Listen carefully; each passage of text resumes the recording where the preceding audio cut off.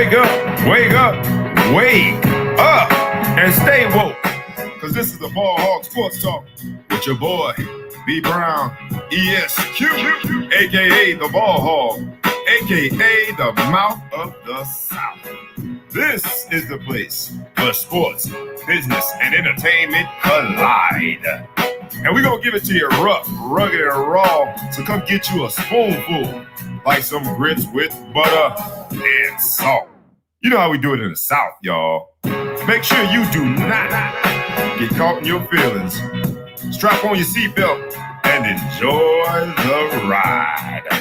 Come on, let's go, go, go, go, go.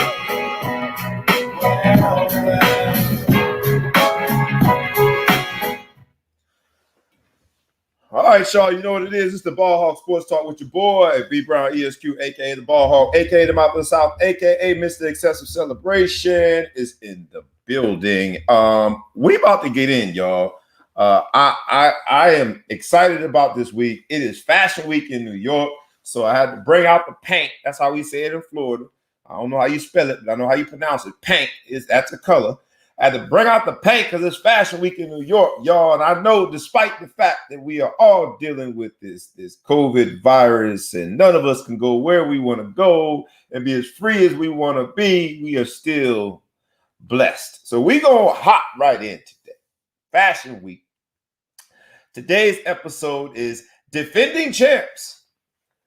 It has been a week where I've heard everybody have some GOAT talk, some GOAT conversation.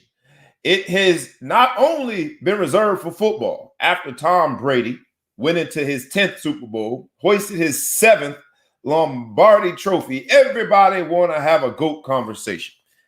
And we are here for it at the Ball Hog Sports Talk, where sports, business, and entertainment collide. It's going to collide in a way like you ain't never seen it today. It's going to collide. Champions. There was this old saying, especially in football, defense wins championships. The iconic block of Iguodala when LeBron goes up and puts that ball on the backboard. The most iconic play of LeBron's championship runs probably was a defensive play. Defense wins championships. Yet, everyone after Tampa Bay defeats Kansas City is talking about Tom Brady. Tom Brady got the MVP, not Shaq Barrett, not Devin White, not Todd Bowles, maybe just the entire defense. It was Tom Brady. So today's episode, Defending Champs, it's going to be a casserole of topics related to, does defense win championships? Do we still believe defense wins championships? And let's also hop into the GOAT conversation. But we're going to go from an angle that's different than most people because that's how we do it at the Ball Hog Sports Talk. If it's your first time here, strap on your seatbelt. We're going to start with a segment that is all too familiar to our audience members, to our guests.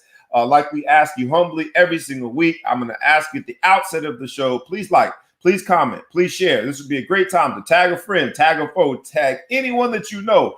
You're listening to us on Facebook Live. If you're listening to us on YouTube Live, we thank you for being a part of the live version.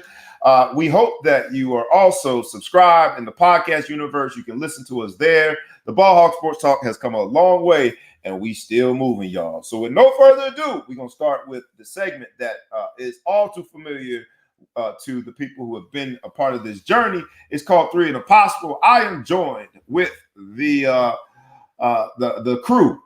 And the crew is myself as the MC. We have the Maverick, Miss Majestic Maya in the building. And we have the Maestro superhero DJ John Quick is in the building. It's Three and a Possible, like a pretty boring spades hand. But we're going to be anything but boring. We're going to be anything but boring. We got Three and a Possible. The possible is the missing link, the guest. We ain't going with a guest today. We're going straight in because this week, a week that the Super Bowl, I know how y'all feel about the NFL, and we're going to get to that later. But the week in the Super Bowl has prompted all this conversation about the GOAT, about defending. So we call this episode Defending Champs because people are defending whoever they have deemed the champion of their GOAT title people are defending that person or those persons this week. Have y'all noticed that this week? All week, all day, all hours of every day. Have you noticed that trend this week? Yes. Yeah. So we're gonna take it to the next level, though, because you know how we do it, the Ball Hawk Sports Talk. You know how we do it in 3 and Possible. It's Fashion Week. My girl, Miss Majestic Maya, looking all fly. There you go. And you know the T-shirt / sweatshirt / hoodie king himself, superhero DJ John Quick, the maestro, representing the brand. Afro Flavors in the building. We're going to get into it at the end, man. Before you get off, I want to make sure you give shameless plugs, man, because you got some good stuff going on. I want to make sure you honestly, you got some good stuff. So I want you to be able to share it with the audience. But we start off Fashion Week in this segment of 3 and Possible. We start off Fashion Week. In this episode, defending a champ and people defending the crown, defending their GOAT. We have to start off this week in Fashion Week talking about Serena Williams. She allowed her inner Flojo to come out and played in a one-legged cat suit. Lord have mercy. Lord have mercy. The God is good. Let the church say amen. Amen. Amen. Amen. She came out in a one-legged cat suit, y'all. Now, I was trying. I was really trying. This is the Australian Open, and we know she is chasing the big number 24 to be her 24th Grand Slam title. She would tie the all-time number, which is now 23. She's at 23. She's trying to get to 24. The Margaret Court. So I started trying to watch tennis. I did. And then the cat suit took me somewhere else. It did. No one was harmed here, but at the same time, there was some really interesting parallels to Flojo. And in this week, when we're talking about defending the champ, we're talking about the greatest of all times. It's pleasantly ironic that from a fashion standpoint, she chooses Flojo as the person that she wanted to represent. What did y'all think about it? I thought it was a really cool choice. She looked great, but the Flojo comparison during Fashion Week, Australian Open, and a week that everyone's been talking about the GOAT. As a female athlete, Serena embodying and showing her inner Flojo. What did y'all think? I loved it. Like, Serena's just bomb. She's just the epitome of a GOAT, because in my personal opinion, I think she's the greatest of all time. All sports, she will dominate. She has dominated. Flojo was dope as hell too. I mean, like, I remember, what was that, 88 in Seoul, Korea in the Olympics? She was just flying past everybody. The nails, the hair, the one leg. She was a culture. She changed the culture of running track. Serena came out there and showed y'all for real what's really good. And God blessed her, because that girl got a body out of control. Go on, girl. Yes, she does. Let the church say amen. Amen. Superhero DJ John Quick. What did you think about Serena's fashion choices during Fashion Week, chasing that number 24 to tie Margaret Court? But man, that's the only thing that we can even compare her to, is the titles when it comes to the traditional, let's call them status quo tennis players, because that sister's body is on a whole different level, and her fashion has been. I love the fact that she went all Flojo this week. What do you think about it? You know, it's not many times where I'm straight up speechless, but her body is just the thing that, just wow. Like, she's just a bad chick, man. And like Maya was saying about Flojo, like, Flojo is the reason I started watching like track and field.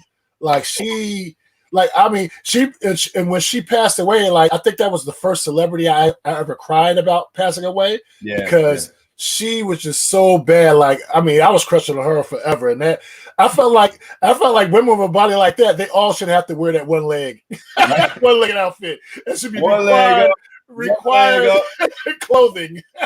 Straight up, nah, man.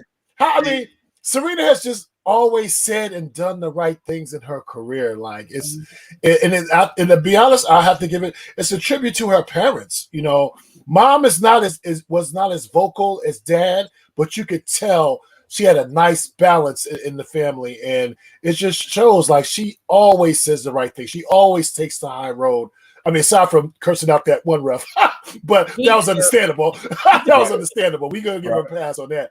But yeah, Serena's just bad, man. Like she could do no wrong in my eyes. So I can honestly say, bro, I'm biased. I think we all are, and since we are in this episode defending champs, and it has been a lot of GOAT talk this week, we're going to invite our audience. In the fourth quarter is going to be all about our audience. It's going to be basically at the Supreme Court. You be the judge. Our audience is going to have a conversation. We're gonna talk directly to y'all. Who is your GOAT? Because the Tom Brady victory prompted some people to say he's the greatest athlete of all time. We're not going to get into it in this segment. I know. But then the name that immediately came out was Serena. I want to know, during the show, you ain't even got to wait till the fourth quarter. As an audience member, weigh in. Because we're talking about defending champs. Who's your champion of that GOAT title? Serena absolutely deserves to be in the conversation. She is a cultural icon. The fashion choice, I love it. As a tip of the hat to FloJo. And then she went on to say, because they questioned her about the functionality of the fashion choice, she said, no, it's a very lightweight catsuit and it's perforated. She even went on to say she has to remind herself to wear underwear. It has to be nude colored underwear. She reminded herself that she had to wear nude colored underwear. That was a part of the conversation when she talked about this catsuit. And let me just say, Lord have mercy. When that interview was going on, she was talking about she had to remind herself to wear some drawers, and they had to be nude colored drawers. I wasn't thinking about tennis no more. Go ahead, Serena. You got the week. Fashion Week, you win, and you are rightfully, back to the tennis. You are rightfully in the conversation about GOATs. So we're going to get to that. All right. Now, as we move on, 3 and a Possible continues.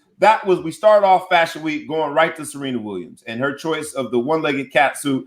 Then we got to go to another fashion issue that occurred this week. And in the Super Bowl, there was a man in a pink.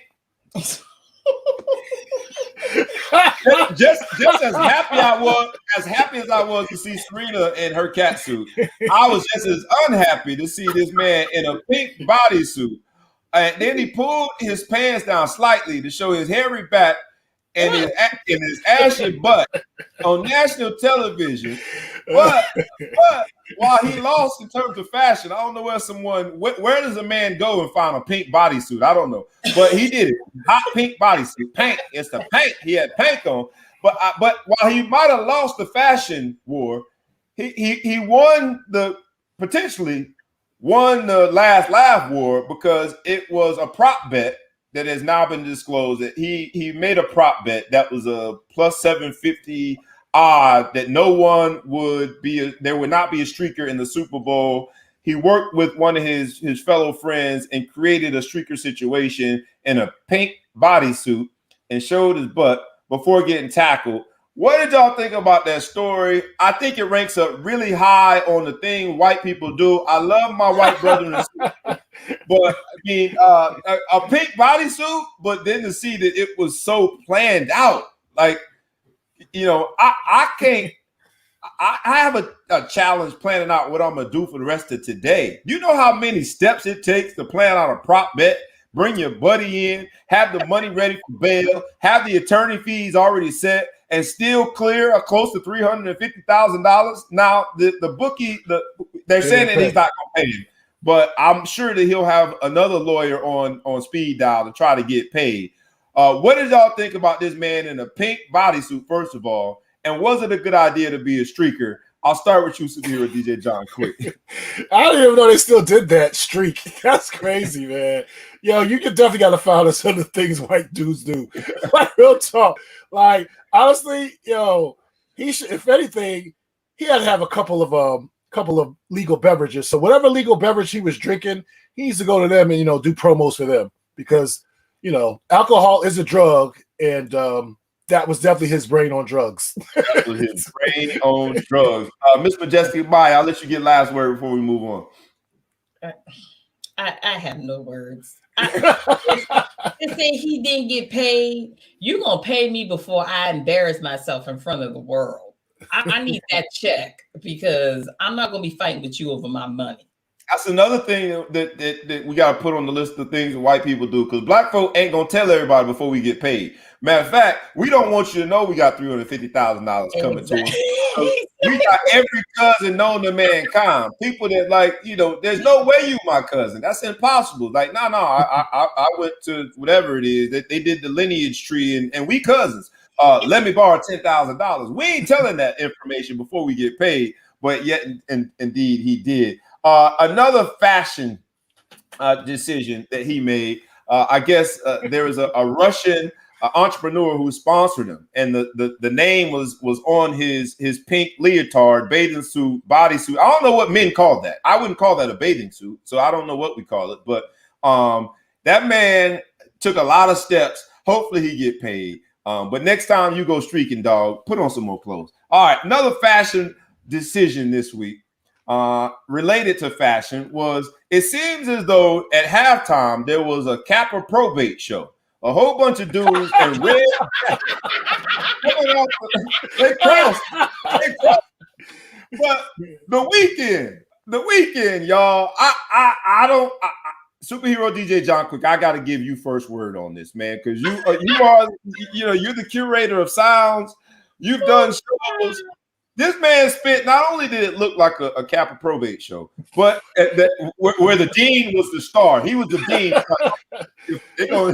They were shimmying in that thing. But in addition to that, the Weeknd spent $7 million of his own money. That's in addition to, that's over what he was paid. He went $7 million to his own. They don't pay for the Super Bowl. I think they like they pay cost of travel, but you're right. They stopped paying money for there's no honorarium. No performance. There's no performance fee. But so the NFL paid $10 million for production, and in addition to that $10 million, they paid just for the cost of the show. But in addition to that, the Weeknd went $7 million to his own pocket to put on that probate show. I meant to put on that halftime show. What did y'all think? Superhero DJ John Quick, I see you give me 2 thumbs down. Yeah. First, I mean, being fair, I'm not a huge Weeknd fan, but he was giving me a couple vibes. He was giving me Tito Jackson vibes. All right. he was giving me Richard Pryor vibes in that, that red jacket. You know what I'm saying? And then he had the probate going on. Like, all right, what are you gonna sing? And then he starts singing, his notes were flatter than Miley Cyrus's ass. Like, it was unbelievable. I was just like, this dude serious? But you know what? I give him props because he paid a lot of black folks in terms of his dancers and stuff. He got a lot of dudes work for that particular show. But I'm sorry, it fell short in terms of the performance. It didn't move me. The only thing it moved me to do is turn the volume down. That's it. I'm gonna go out on a limb here and say that's not the goal of the performer. They don't want to move you to turn the volume. They want you to turn up, not down. Turn up, not turn down. The Weeknd definitely in this episode of Defending Champs, the Weeknd I don't think is considered the greatest of all time halftime performances. But in this episode, we're encouraging our audience, make it known, who is your greatest of all time halftime performer? Prince. Because yours is Prince. Prince, all day. He killed it. Killed it. B was dope too. B was dope. I mean, because when she did it, she had a real social movement message. Matter of fact, Bob, you can literally say the for the young people, the social activism kind of started with that show in terms of the strength of the movement, the BLM. Like she set it off. So I'm putting her and Prince on the same level in terms of halftime performance. Yeah. She took a lot of backlash for that. Of course. Sticking with the Weeknd and trying to get out of the weekend, go into the week, because that's all he inspired us to do is get out the weekend. What did you think about it, Miss Majestic Mind? It was a halftime performance, so how dare we not speak about it? I do like your take on the superhero DJ John Quick, that he employed a lot of black folk to go up there and be a part of his shimmying probate show. I meant halftime show. But what did you think about it, Maya? Well, first off, y'all acting like Michael Jackson didn't crush it back in '92. Oh, he was dope too. Without question. I mean, like, come on now. You talk about goats. That man did that show. Like, he took it to another level. Anywho, Prince and Beyonce definitely get honorable mentions. However, The Weeknd, love his music, but he has this thing, like, he was talking slick about black women. Like, he didn't want black women coming to preventing that from happening. That's not cool. So I got to give him the side eye. But as for that performance, I got to be honest, I didn't watch it because I don't watch anything associated with the NFL. So, I mean, I know he was dressed up in red and looked crazy. But red jacket. Yeah, he had red jackets. You know what? My God, brother ain't about nothing. For those listening to us in the podcast uniform, I've got a doggone messenger, and now it's a second one. My dog Kareem too. They talking about Janet and her situation that popped out being the best performance, and I got to go with that too. It was a what they call a wardrobe malfunction, what they called it. That was a pretty good performance, and Justin Timberlake threw her under the bus. He got up out of there. He did a back pedal and a speed turn like Deion Sanders. He got up out of there. Straight up moonwalk like Michael. Want to get away? Just a quick note. Justin has a history of throwing women under the bus. Janet, Brittany. I mean, I'm sure the list goes on, but yeah. But that was a good performance. Even if it was a malfunction, wink, wink. I like the malfunction that took place. I want to say that and I was a grown man, but it helped me through the late puberty that I was experiencing because we Yes, Janet. Yes, he's in rare form today. Oh my God! Finalized my puberty is all I'm saying. Is this something you want to tell us? But you know what? That was one of the moments you remember where you were at when the titty popped out. Yes, I do. Like, I was in the club DJing, and I got on the mic. I said, "Did that titty just pop out?" And I was like, "Yeah, it did. Yeah." It was like happy about it. Let me just say, I think that this is a moment where we have to just embrace the fact that our audience, the people, our loyalists, y'all just some freaky freaks. Because I'm asking who's the greatest of all time halftime performance, and all of a sudden Janet Boog is front and center. Man, y'all a trip. Please keep on weighing in on who you think's the greatest of all time Super Bowl performer. Who do you think is the greatest of all time? Athletes, what is a GOAT to you? This whole defending champs episode, I want y'all to defend your position because all week we've heard the talking heads. I want to hear from the people that are at the barbershops, the people that are at the water cooler at work. Defend your champ. Who's the greatest of all time? Sticking with but moving on from the Weeknd's Kappa probate show. And going into a real Kappa man, Colin Kaepernick. I see what you did there. Dude, I did that. He launched a SPAC, which is a special purpose acquisition company. And, not to get into the details of it, but it sounds like this brother is doing some major things on the business front. Miss Majestic Maya, the reason you don't watch the NFL is because of Kaepernick. So I'll give you first word on what do you think this means from business acumen, where he's going, and sort of the idea of Kaepernick the businessman. It's kind of funny because in my corporate job, we're actually working in SPACs right now. We have 2 that are active. So I thought that was pretty interesting. I just love Colin. For the exception of not voting, he is just literally the epitome of what current activism is. He has sacrificed his talent, his time, everything for the betterment of his people. Like, how could you not respect him? And I'm going to stand for him forever. I don't care what anyone says. I'm still not watching that league because it's so much bigger than that. We as Black people, I'm speaking to the Black people that acknowledge the fact that they're Black. We have to realize that at the end of the day, when the NFL is gone, all these other things that we think are so great are gone. We're still going to be here. Amen. Okay, and you have to, if you stand for nothing, you stand for anything. So you got to stand for something. Because if you don't, what is your purpose? What are you here? Are you here just to shiboogie all damn day? No, you got to stand for something. And Colin will forever get my respect for that. Let that man make money, because the money that he's getting is helping the community. So Sadate. I'll give you the quick response to that. And I guess just because, this is Ball Hog Sports Talk, where sports business and entertainment collide, how dare we not give the people a definition of what a SPAC is? I gave you the title of it, but now I'll give you more of a detailed definition. It's essentially a shell company set up by investors with the sole purpose of raising money through an IPO to eventually acquire another company. So it's a strategic way of exercising an IPO or doing an IPO. It's a very strategic way. Now, just how strategic from a business standpoint that is, there's been back and forth. Cap doesn't need to say much, but people really, really do go out on a limb and defend him. We talk about defending champs.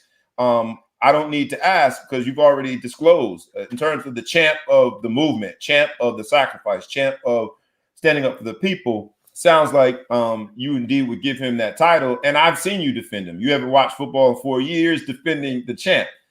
So very, very interesting for this particular episode to talk about Kaepernick. Shout out to him. Hopefully it works out. I'll give you the last word on it. Superhero DJ John quick before we move on. Well, y'all know, Cap and, his girl Nessa, that's family to me. Those are my peoples. So I'm happy with any, positive entrepreneurial moves that they make, because, he deserves it, man. He gave up everything. And what I'm interested to see is, you had this whole thing coming out of Seattle with Russell Wilson not being happy and possibly being traded. If you remember back when, everybody was wondering, is Cap going to get a chance? Pete Carroll said that the only reason he didn't sign Cap was because he felt like he was a starting quarterback in the league. So I hope we hold Pete Carroll's feet to the fire if they do indeed let Russell Wilson go. Okay, what's your excuse now? You know what I'm saying? So, big up the Cap and all the moves he's making. And, I appreciate that brother for what he's done for us and what he continues to do. In spite of not really talking, he's been showing us through actions, and I respect that.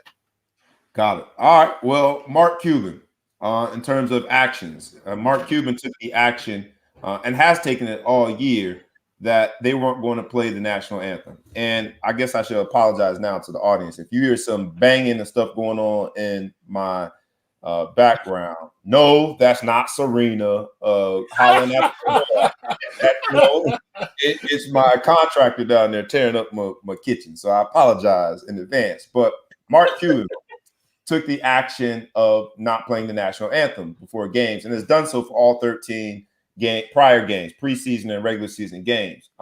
Just like Kaepernick, it wasn't a big deal until someone noticed it and asked a question about it.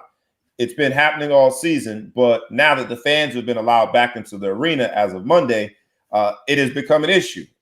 Once Mark Cuban was asked about it, he did acknowledge that he likes to, stand for the national anthem.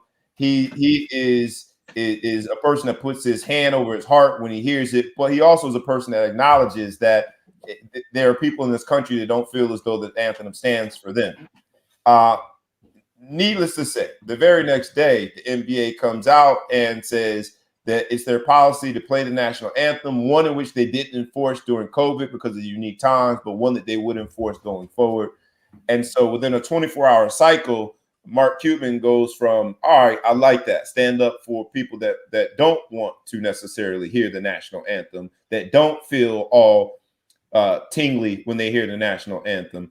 And they went from that. Now the NBA undermines it. And, we don't have to delve into it that much, but at least I wanted you guys to get a word on it before we moved on. I'll start with you, Superhero DJ John quick. Did the NBA lose its social currency that it has built up over the years with this last? No, not for you. No, not really. I mean, they, that's been their policy, so, either you like it or you don't. If you don't want to do it, you get fined. It's pretty simple. It's not like the NFL. NFL never had a policy like that. So it's a lot different. Okay. Ms. Majestic Maya, what do you say? I mean, if they're talking about national anthems, we got the Black national anthem. Lift every voice to sing. You could play that. Why are you playing that slave tune? Why do you slave tune? You know, these slave masters, how dare these Negroes run from us? Oh my God. Yeah, man, please. Sit down, Adam Silver. Like this is exactly why I do not trust white people running organizations that are basically funded, like we're the workers for Black people. I just don't trust them. Not in the sense that they're going to do something deliberately to hurt us, but the shit like that goes along with it that shows like you really ain't down with it. I don't mess with the NBA too tough because they do things like this. It's like, be consistent with your message. 85% of your revenue makers are Black. That song is offensive. And if it's not offensive, well, Shaboogie and something else goes along with that. But come on now, you need to remove that from the policy. The CBA needs to stand up and say something like, look, our players don't like this song. Get rid of that shit. If you're going to play that national anthem, you need to play Lift Every Voice and Sing. Put some seasoning on that chicken. They do play, especially what Toronto, I think, plays the Canadian national anthem. So there are some consideration. They are in Canada, but at the same time, like they're making that consideration because of their location. It's not a Canadian, they've got to pay through Canadian channels, but at the same time, it's a part of the NBA. It's a part of a domestic organization. It's a global brand. It's global. Yeah, global it is, but I think this is a particularly sensitive topic domestically. So it's interesting to see because we all gave the NBA the social currency that they had earned. And it'll be interesting to see because in 24 hours, you got Mark Cuban standing on his decision while also acknowledging that he is a patriot when it comes to hearing and standing and saluting and respecting the flag and national anthem. And then the NBA coming undermining that all in the 24 hours. But can I say something really quickly? Just because someone stands and applauds this song doesn't make them a patriot. That's my word, not his. Right. That's my word. This is exactly why you have all of these clowns that rush the Capitol and don't even know what they're rushing for because they don't even know the laws. They don't understand that they're committing treason. We're gonna get to them. We're gonna get to them later in the show. Right. They're defending the champ, a different champ. To them, the flag itself is a champ, and that's why this episode. I want to hear from our audience. Continue to weigh in. Defending the champ. Who's your GOAT?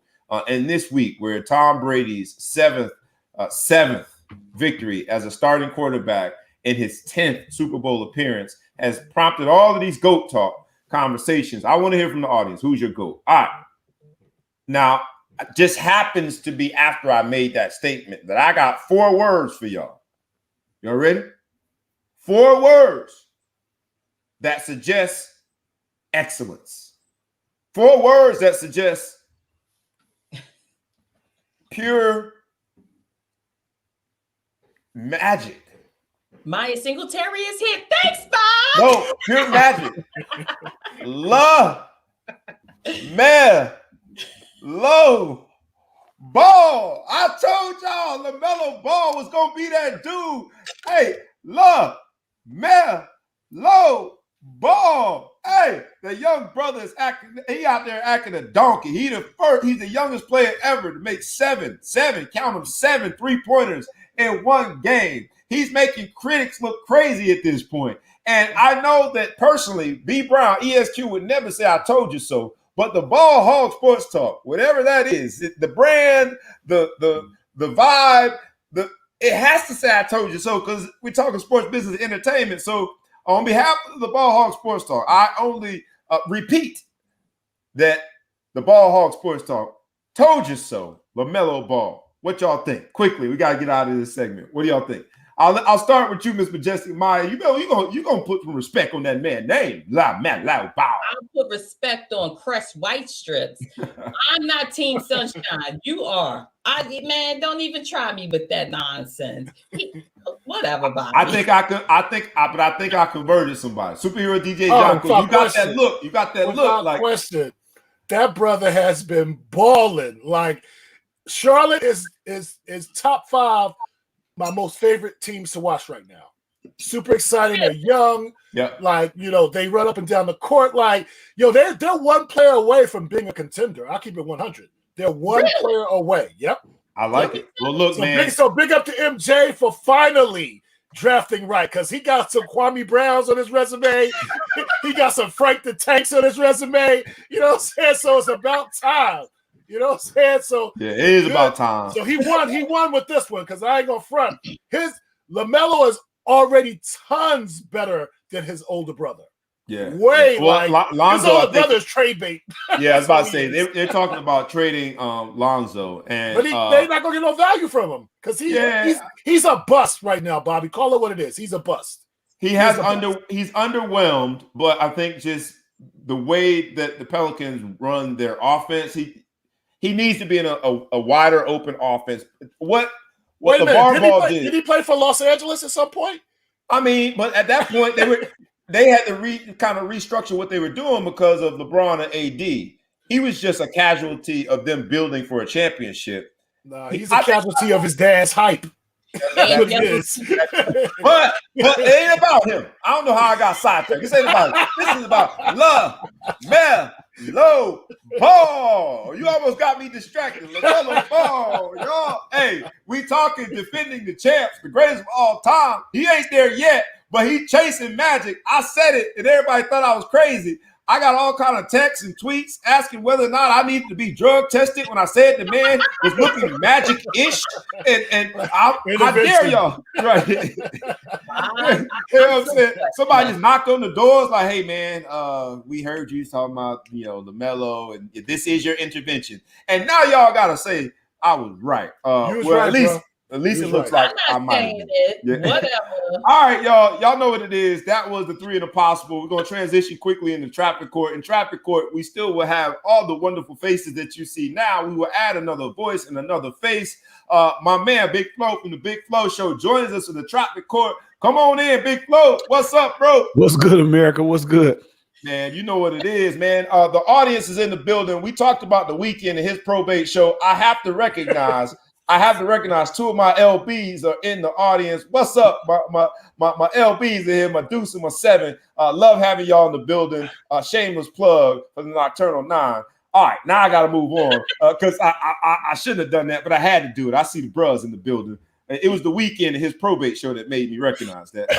But now we are going into the traffic court. Y'all got some Capitals. I'm gonna throw that to later tonight, just to see. They're gonna be nice and hot. All red jackets, boy. They were straight shimmying up there, looking crazy. So I'll say this: traffic court. Here are the rules. I am the judge. Yours truly, B Brown ESQ. We have the jury. We have Big Flo and superhero DJ John Quick, and then we have the executioner, who needs no introduction. That's Miss Majestic Meyer. We're going to go around quickly, and we're going to determine whether it's reasonable or excessive. First topic in the traffic court. We are talking about defending champs today, right? We are talking about all of these things that have triggered GOAT talk. And so for traffic court, we saw that Patrick Mahomes, on the heels of Patrick Mahomes being called baby GOAT by ESPN, there were some sisters that took issue with that. There was Patrick Mahomes' fiance. I almost called her Karen. Her name not Karen. Brittany. And we sorry. Brittany, she ain't a sister. My bad. All right, sister in terms of gender. How about that? And then we had Travis Kelce's girlfriend, who is a sister. She's a sister. Kayla Nicole. But both of them took issue with ESPN calling Patrick Mahomes baby GOAT. Is it reasonable or excessive that they took such issue? They said you shouldn't be calling no grown man baby nothing. Big Flo, since you're new to the scene on the screen, we're going to start with you and go around. Make a case for me, reasonable or excessive, that indeed these ladies took issue with ESPN calling Patrick Mahomes baby GOAT to who is Tom Brady's, in their opinion, GOAT. What do you say? I think it's excessive. They're just trying to get a little attention. I mean, at the end of the day, when you put GOAT on somebody's name, baby GOAT, he's only been in the league for a little while. Tom Brady's 59 years old out there playing. Everyone calls him the GOAT. I mean, they showed a picture of when Tom Brady won his first Super Bowl, and I think what's his name still had a diaper on or whatever, playing around with his dad, his mom. Patrick Mahomes. Yeah, Patrick Mahomes. You know what I mean? So at the end of the day, baby GOAT's fine. If you want to call me a baby GOAT, I'll take it. You can call me baby. If GOAT's going to be afterwards, that's a compliment. They're just trying to get a little love. I get it. Superhero DJ John Quick.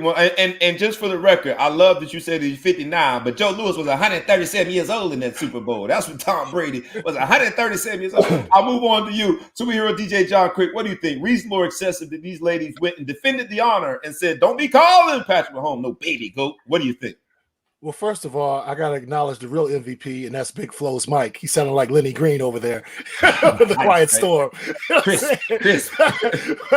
Nice and crisp. Got to do it for the fans. Bass resonance just out. Anyway, man, listen, come on. Like, that's just for attention. Call me baby GOAT all day. I'm not mad at that. The GOAT means the greatest of all time. You know what I'm saying? Right. So, right. And to keep it real, like Tom Brady's old enough to be his daddy. So it is what it is. So yeah, that's they tripped in 1972. Yeah. Well, what do you think, Miss Majestic Maya, the executioner? Are they reasonable or excessive to defend the use of baby GOAT and say no grown man should be called baby GOAT? Well, first and foremost, Flo over there with that light skin condition, they gotta have deep voices. I gotta accommodate. Hey, look, Fashion Week. I put a collar on for y'all. Ain't nobody even mentioned I got the joint. It's Fashion Week. I'm trying to get it sexy for Fashion Week. He about to drop night and day on us. Anywho, I understand where Patrick Mahomes' fiance was saying she's pregnant. She's emotional. I get that. However, Travis Kelce's girlfriend was pissed off because of the simple fact, like she was like, y'all not calling plays for my man or the team, period. So I think where she was coming from. There were two different comments. You can't lump them both together. Now, you can call me baby GOAT or whatever, because I'll kick you like a goot. So I don't care. I have no preference, but it's definitely respecting. I think, like I said, she's pregnant. She's a little emotional, so she took it there. But in regards to Travis Kelce's girlfriend, I would have said the same thing. Like, come on now, y'all need to call these plays, because I don't know the clips that I saw. Those referees, I was just like, do they need walking sticks? Do they not see this? Is Stevie Wonder over there running with the stripes on? The referees definitely were questionable in the Super Bowl. In the case of Patrick Mahomes being referred to as the baby GOAT by ESPN, do I consider reasonable or excessive that these ladies took issue with it? I would say it's excessive. It is what it is. We talk a lot of trash out on the football field. To be considered the GOAT, even if you consider JV GOAT, is still an honor. So I think it's a bit excessive, but I like the fact that they went after her. And I'm very happy that Maya, you the one that said she's pregnant, so she's emotional, because if any of us would have tried that, the show would have ended on the. But I'm gonna take your word for it. That's all I'm gonna say. But I'm gonna take your word. Come on, look, now that would be an issue where it would be like, oh my God, sexism or anything. No, I was about to say something very offensive. As the only person that fits an ass on this panel, she was pregnant. I get it. I got it. All right. So we'll move on. I say it's excessive as a response. Tom Brady, because the conversation is connected to Tom Brady, who some have called the GOAT, right? And we're gonna get into that. And I'm gonna tee it up now. Again, like we ask you every week, humbly, please like, please comment, please share. But the fourth quarter is gonna be all about our audience. I want to know. In terms of Tom Brady being the GOAT, I need to hear from the audience, and it's coming up soon. I need to hear from the audience. What is your take on it? But Tom Brady being called the GOAT, he apologized to the Honey Badger. So the GOAT apologized to the Honey Badger for whatever was said in their trash talking on the field. Do y'all think it's reasonable or excessive, this whole discussion about it? Like, the fact that we're even talking about what they were talking about, does it matter what was said?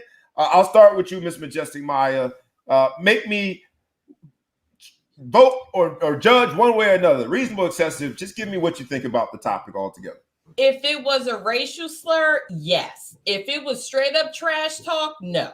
There's a difference. Now, if you dropping N-bombs and calling mothers hoes and shit like that, we got a problem. But if it's just regular old trash talk, like my ball blew past you and your whole something like that, then that's different. But racial slur, that's when you rip off the helmets and start to swing him.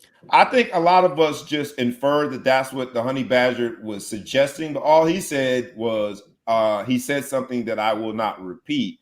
So it's interesting that Michael Irvin, being the most notorious, sort of filled in the blank and said, "Oh, he didn't say that," but yet and still, he was just another extension of the Honey Badger because Michael Irvin proved that he heard through the hot mic what was said, but still didn't tell us what was said. So I think he was just trying to get 20 seconds of glory off of the conversation too. Superhero DJ John Quick, what do you think about it? Is this reasonable or excessive that we're even talking about what was said? It's trash talk, and now we're analyzing and people are reading lips trying to figure out what was said. What tripped me out was Tom Brady followed the Honey Badger, yet the Honey Badger is the one who got the personal foul flag. Just makes your point again, Maya. The refs were tripping a little bit.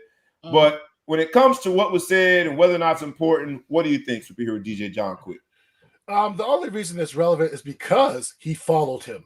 You know what I'm saying? Like, he's trash talk other players on the field, but he ran dude down to say what he had to say, which, most quarterbacks are not doing that, whatever. So in terms of it being relevant or whether he used, a racial epithet, I highly doubt that because I just know me as a black man, if you call me the N-word on any court, field, whatever, oh, it's going down. If I'm gonna get flagged, I'm slamming you. I'm getting my money's worth. You know what I'm saying? And that's what it's gonna be. And after you're done slamming them, when someone asks you what was said, you're gonna volunteer that. It's not gonna be something that you say, well, I'm not gonna say what you said. That's why I know it wasn't a racial epithet. Absolutely. Right. Big Flo, the Big Flo Show. What do you say, bro? Yeah, I think it's excessive that we're hearing about it, but I am curious. But what did he say to you that got you so in your feelings that you went to Twitter and made it seem like you were disappointed by a hero? You know what I mean? You know what I'm saying? Like he was hurt by his words, and then you felt like you had to initiate an apology. I'm like, what did he say? I don't believe for a minute that it was a racial slur. I've never heard that coming out of him. Like everybody else has said, I don't believe that stuff gets covered up and it goes lightly and he walks off and takes it. But he must have really picked some good words to hurt his feelings and feel like he had to apologize to him. That's what I want to know, bro. I'm with you. Like, what did he say? Yeah, I'm sure. In his bag. Right. Yeah, he hit him in the deep part of that heart. Hey, Bob, the left ventricle. He went left ventricle. Like, man, that hurt my heart, bro. Bob, I think you should ask each one of us, like, what do we think he said? Starting with you, Bob. I like that. Starting with me. Yeah. What do I think he said? Family show. He probably said, I don't know. All right. I think it had to be about his mama. I think that's because he was so shocked. He's like, I never knew that side of him. Yeah. And how we exchange your mama jokes is normally protecting him from black folk. Like he literally like, I've never seen that side of him. It had to be something about his mama. It was about his mama. Flabbergasted. How dare you talk about my maternal family? Yeah. Flo, what you think he said, Flo? I don't know. He probably said something about him being a female dog and he can't play or something and real short, little something that got to him. Something that been bothering him his whole life. Badger's a sorry animal. I don't know. Something. Maya, what do you think, Maya?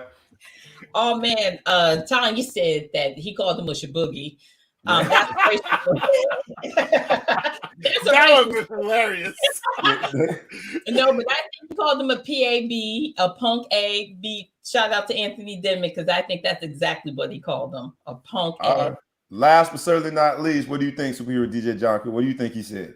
I think he called him a little F-bomb. That's what I think. Like, get out of here, you little F-bomb. You don't belong on the field. I think that because and then he probably no, you know what? It's a family show. I'm gonna leave it at that.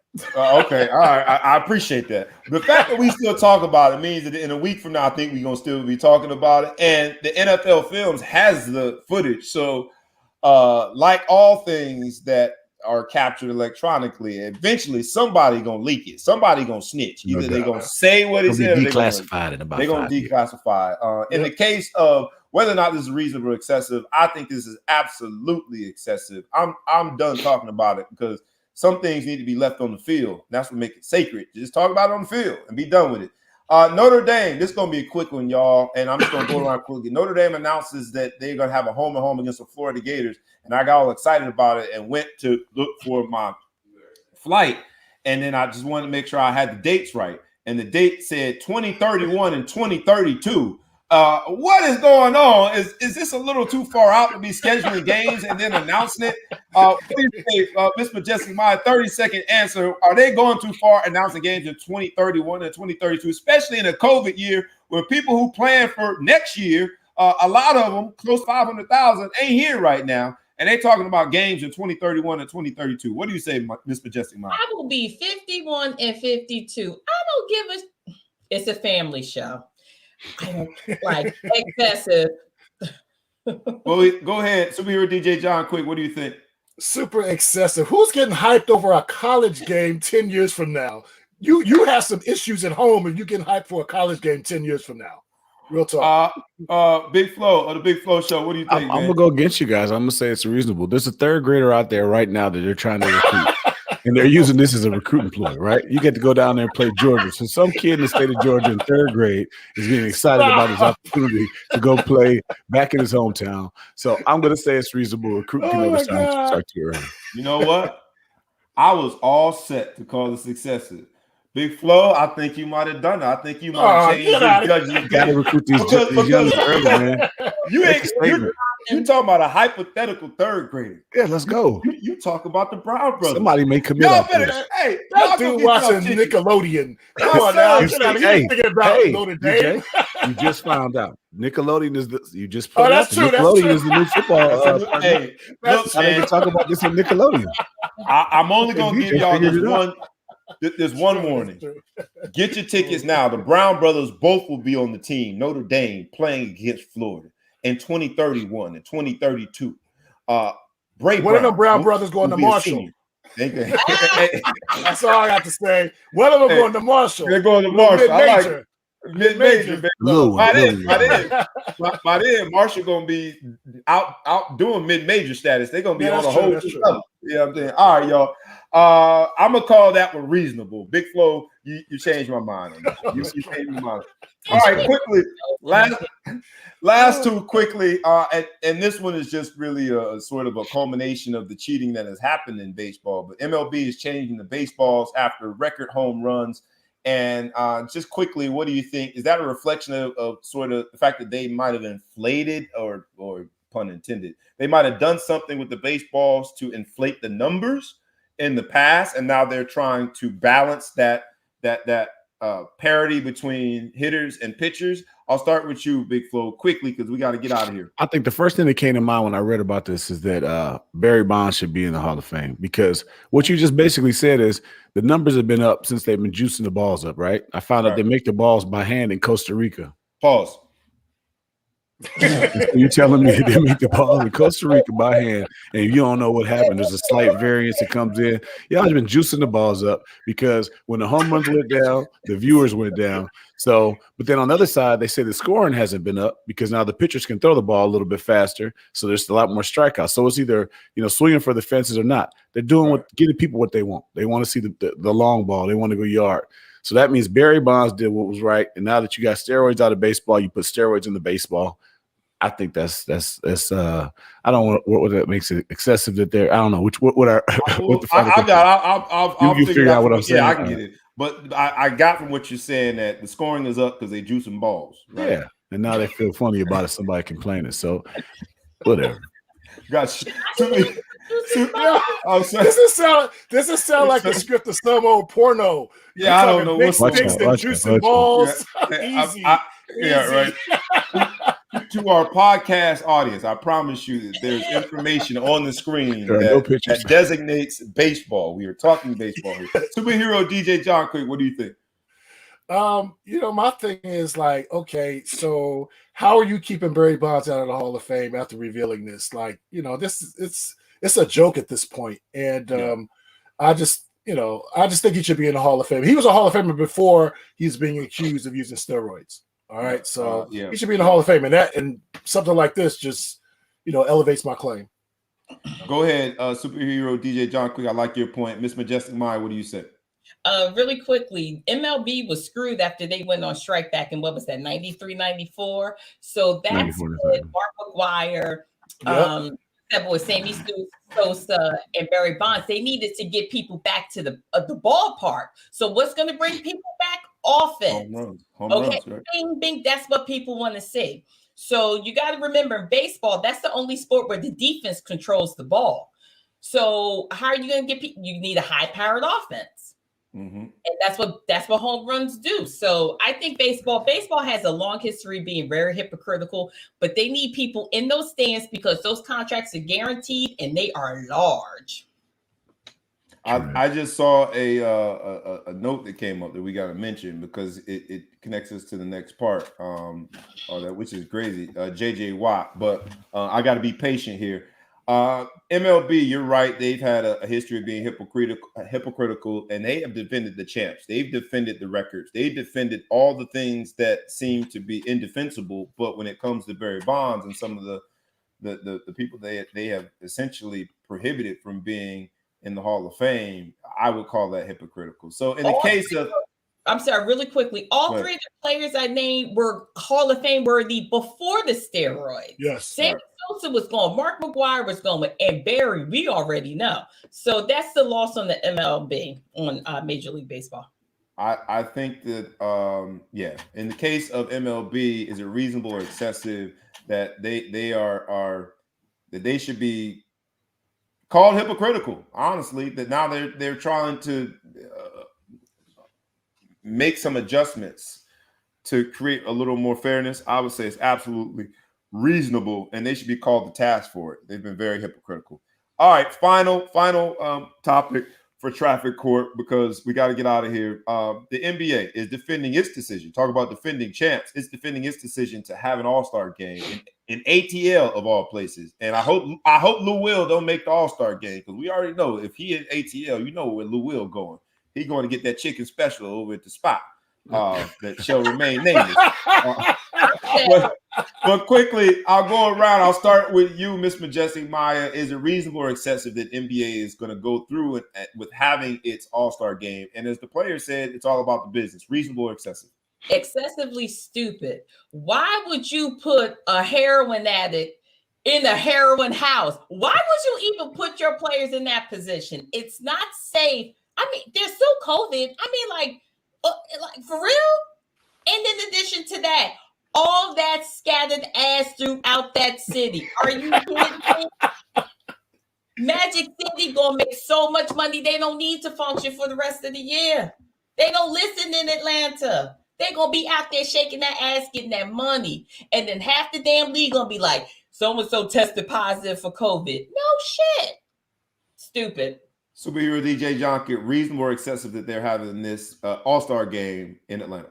Excessively insane and hypocritical. Like, you're talking about player safety. Let me tell you something. First of all, I think Atlanta has a different COVID strain because they've been open since June.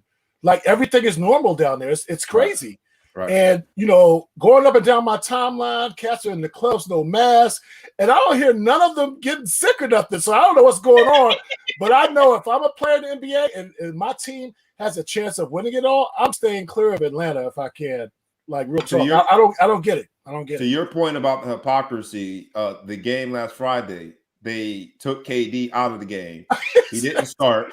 And then they let him play because whoever the person was, the contact tracing subject, they thought it was a false positive. Then they tested him again. Whoever this contact tracing subject was, then he failed the test. And then in the middle of the third quarter, where they had just overturned a foul call against KD, which would have made five fouls, they decided he's not going to play. Yet and still being that, I don't even know what that is. That was a little bit super much. Cautious, yeah. Super cautious, but even paternalistic. It's that's type like he's a player, not. But that example versus now deciding to have an All-Star game in Atlanta seems to be night and day. We'll finish with you, Big Flo from the Big Flo Show. Reasonable or excessive that they're having this All-Star game? I think it's excessive. They already watered it down. They moved the location. I think the All-Star game typically has been more about the event and the weekend of people going out there and bringing something to the city. They're doing the dunk contest at halftime. They're watering it down why are you forcing it? Like, why are you trying to go do it? And the players kind of don't want to play. Obviously, they want to do it. And, I guess I never realized it was that much money because I look, football is probably my main sport. So I look at the Pro Bowl is not a big deal to me. I know the All-Star game has been better with the 3-point and the dunk contest and all that. But from a safety standpoint, maybe not that big a deal. But like you're saying, you bring in these guys to this area. You're trying to get the season go on. If something bad happens as a result of the All-Star game, how are you going to feel? Season over. In the case of, and this might surprise you, but in the case of the NBA, and whether or not it's reasonable or excessive to have this All-Star game, I know that you guys all make compelling arguments, but I'm going to say it's reasonable. And reasonable because of this. What the NBA has proven to us is that it's all about the money. It's not about the players.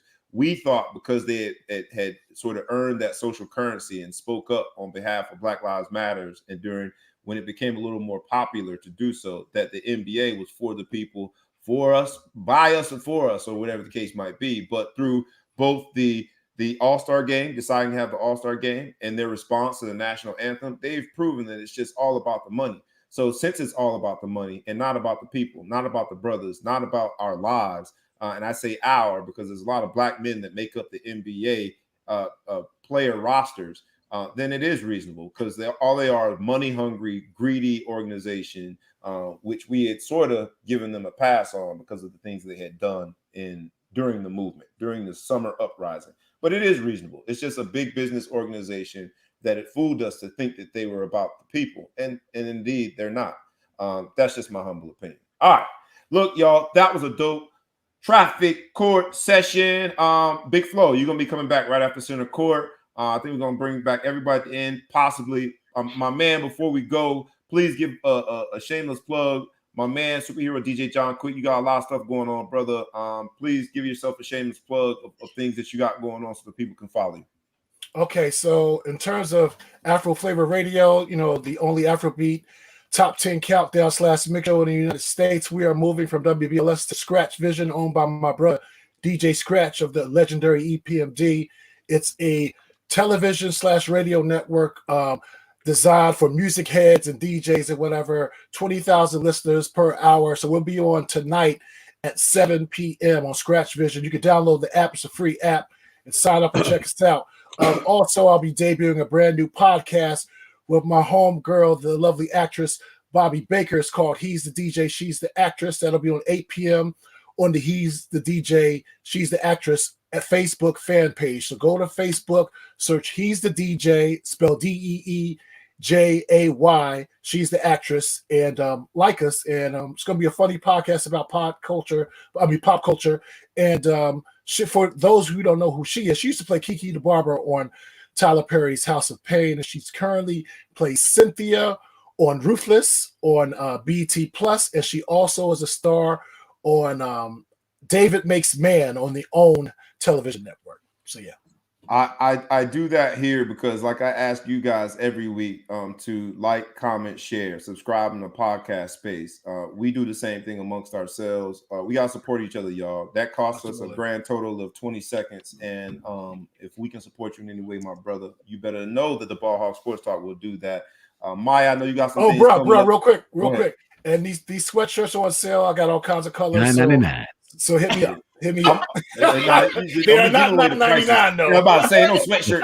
Or easy payments of $9.99. Yes, those are Chicago prices. We out here in New York. No $9.99 sweatshirt out here. All right, y'all. No, I appreciate your contributions this week. Big Flo, you'll be right back after the center court. Stick with us, y'all. For the audience, people, the loyalists, the followers, the listeners, the viewers, the fourth quarter is going to be all about you. Defending champ. Who's your GOAT? Why? Is Tom Brady, if you had to finish this sentence, Tom Brady is the greatest blank, how would you finish it in the fourth quarter? Get ready to finish that sentence to fill in the blank. Let us know, defending your champs, who's the greatest of all time. The fourth quarter is coming up. But right now, we're going to hop into center court.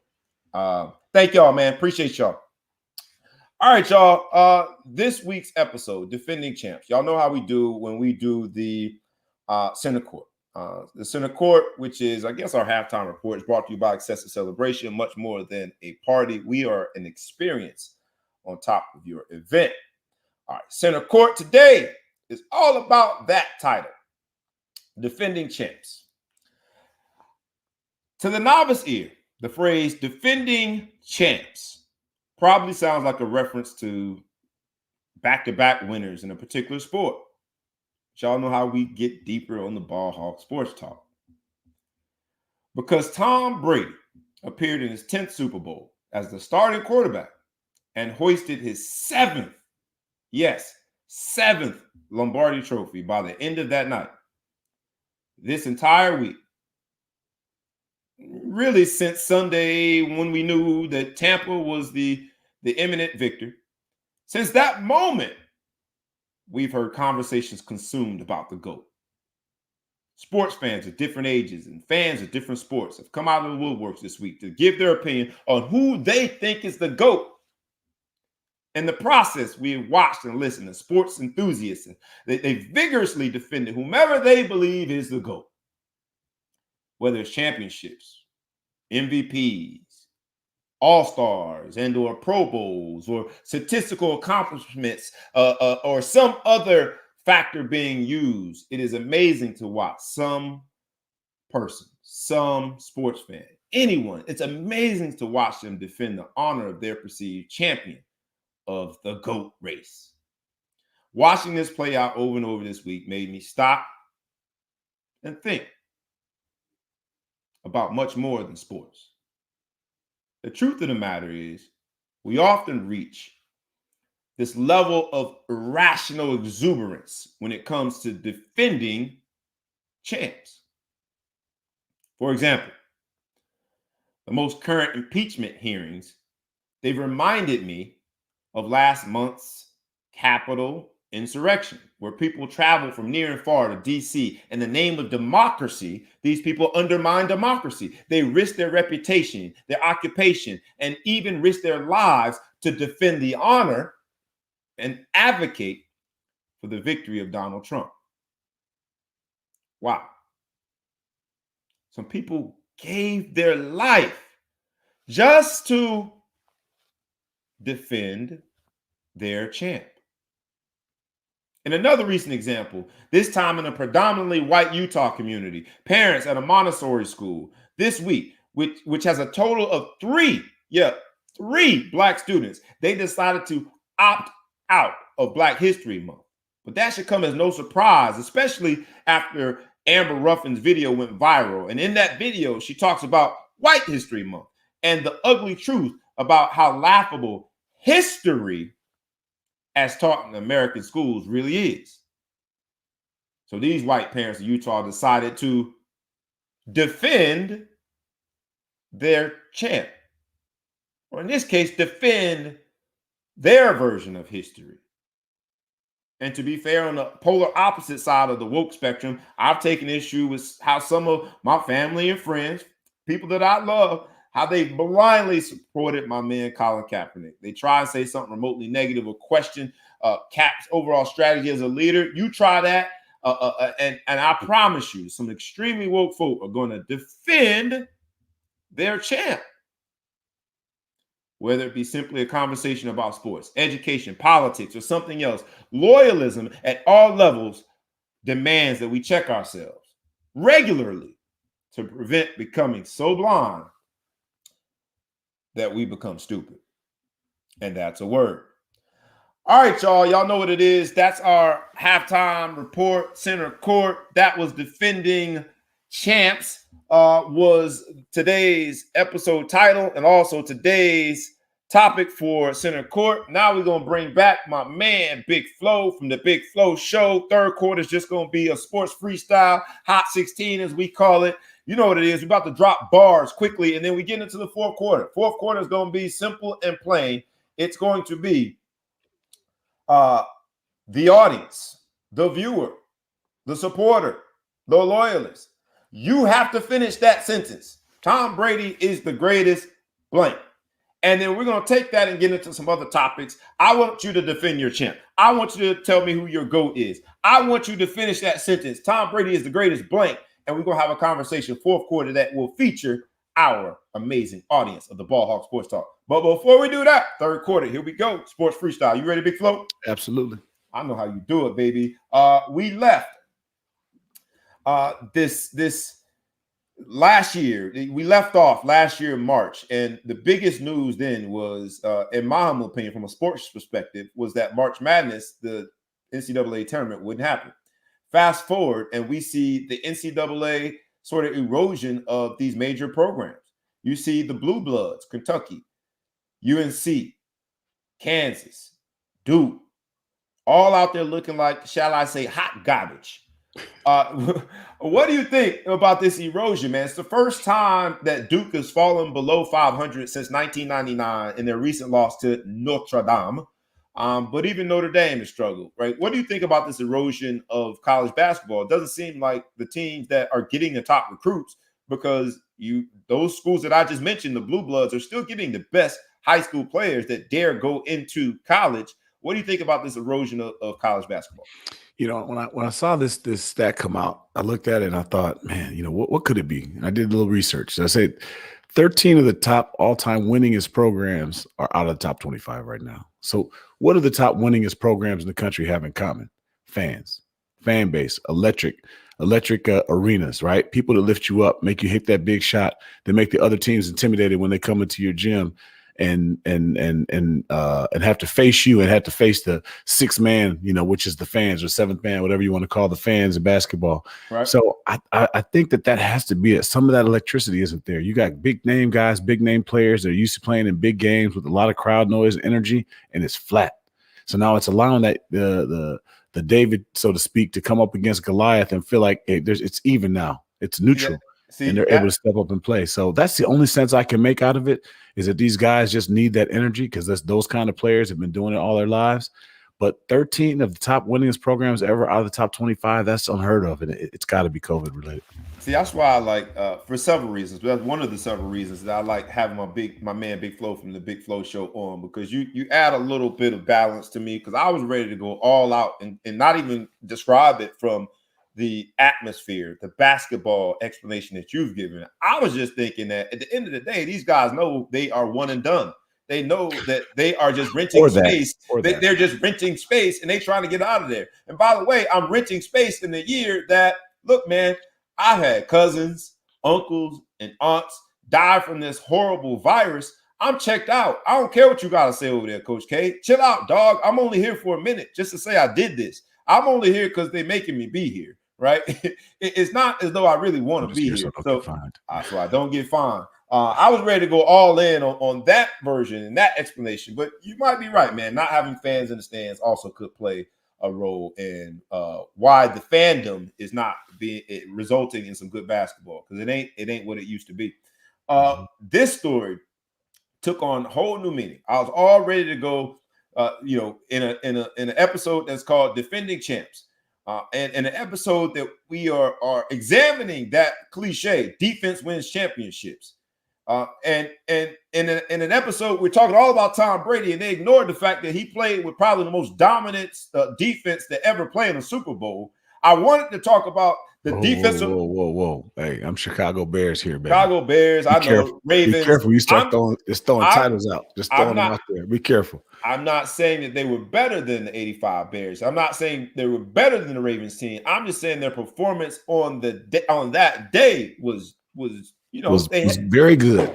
They held the most prolific offense in recent history to 9 points. Yeah. To not only 9 points, but you ain't gonna get in that end zone.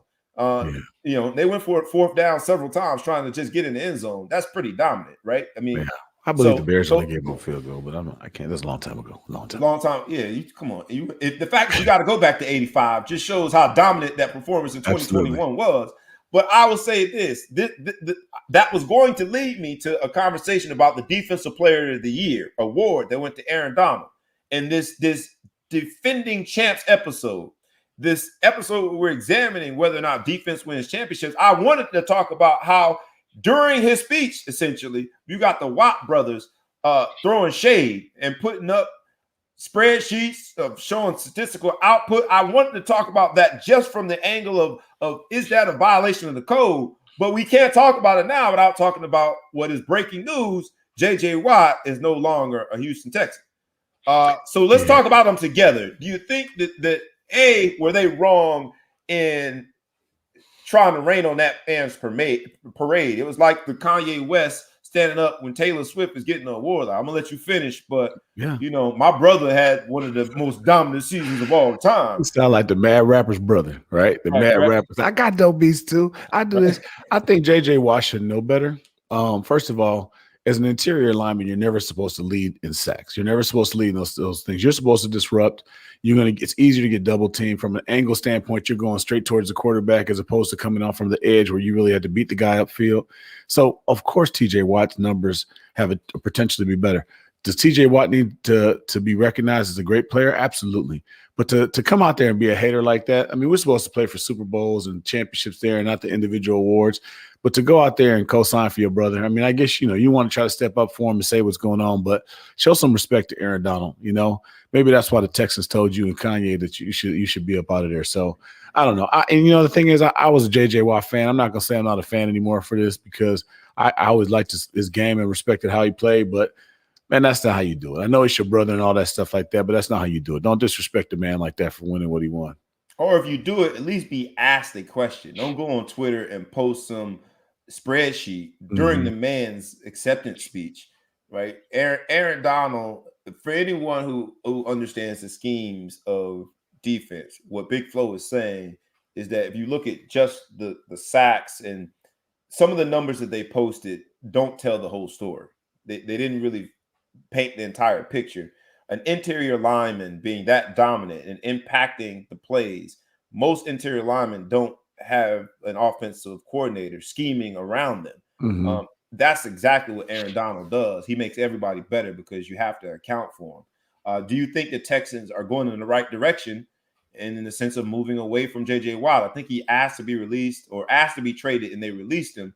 I think the luster of J.J. Watt, and maybe this is also the Donald Trump phenomenon, the impact of Donald Trump and him, being a little outspoken politically.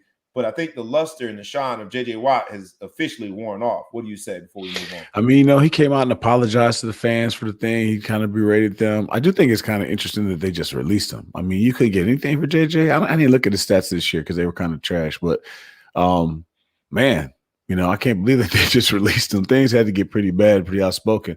I do think it's interesting that, if he wanted out, he gets out like that. I'd like to see Deshaun be able to get out too, if that's what's going to go on. They're going to sink the ship, just strip it down to nothing and start over. But, maybe JJ Watt will go and play with his brother and, see what happens. I don't know. I mean, his brother, JJ Watt, is becoming TJ Watt's #1 fan, if nothing else. But the whole idea of the defensive player of the year this year, as I reflect upon all of those players, Shaq Barrett, Devin White, even JPP, or the defense coordinator himself and Todd Bowles, because I think he put together a masterful game plan. All of those people were shunned for the MVP that went to the quarterback.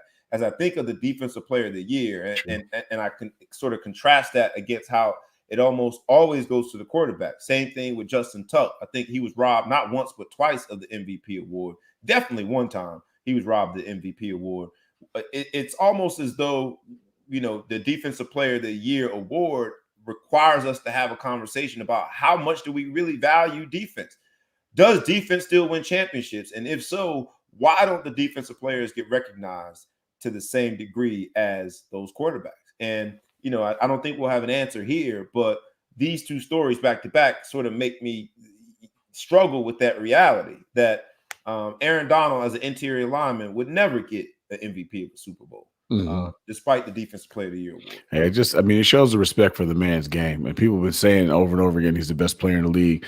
And they showed the clips, the people that came out to defend it. I do love that the Army came out right away and defended Aaron Donald on Twitter. Some people had grams, charts, pictures. I saw some pictures where there's 4 people trying to block Aaron Donald. And I'm like, man, the amount of respect that they gave this man, the fact that he got any tackles at all is amazing. But, whatever. Yeah, I would probably, as a dad, I got sort of excited because I hope that my brothers will, my sons will be that blindly loyal to one another. But I just think he went a little too far. Timing was off. Don't do it during the speech. All right, so we're going to move on quickly to the NBA because there's now this whole old school versus new school. Defending champs is the name of the episode. And there's this old school, new school battle of the NBA. So much so that Steve Nash went out on a limb and said that Kyrie Irving, from a skills perspective, is more skilled than AI, the answer himself. AI, not artificial intelligence. Allen Iverson, the answer. And here's Steve Nash, who happens to be the head coach of the Brooklyn Nets, going out on a limb, speaking on and behalf of his guard, Kyrie Irving, saying he's more skilled than AI. What do you think about it? I mean, AI was a man before his time, right? But then what happens is, people emulate that and they move forward. I think the overall level, the skill level of the NBA has moved up tremendously since then. I mean, Kyrie just sat out. Maybe he needs a little bit of a pep to come back in. But I don't think it's blasphemous to say that Kyrie Irving has a better skill set than Allen Iverson. I'm sure he shoots a better three, right? Just think about most people shoot better threes now. I mean, his crossover is pretty nasty too. Just when AI did it, nobody really was doing it like that. So I'm not going to say I agree or disagree, but I do think the conversation is worth having. I do think that opinion isn't completely invalid. We get a little stuck in eras. People get stuck in eras and they start thinking, well, it'll never be as great as my era. Right. I think we need to get over that and realize that, things get better with time. So here's my only challenge with Steve Nash saying it, because if I'm your coach and I'm trying to inspire you to have a better performances and be a leader, I'm going to say something crazy too. So that part of it, I didn't really have an issue with. But now that the basketball gods are having a conversation about it, I think it's a bit misleading. From a skills perspective, what is in Kyrie's bag, as they like to call it in basketball parlance, he definitely has a more well-versed bag, because in addition to a killer crossover, he's got some amazing abilities in terms of handling the ball. But the crossover was lethal. No one could stop it, right? Kyrie's crossover is because of AI. And I think that it spills over to what we're trying to get out of the conversation today, is that you got to be very specific about these greatest of all time categories, because him saying he's more skilled, okay, so he's the greatest skilled guard of all. Like, let's be very specific.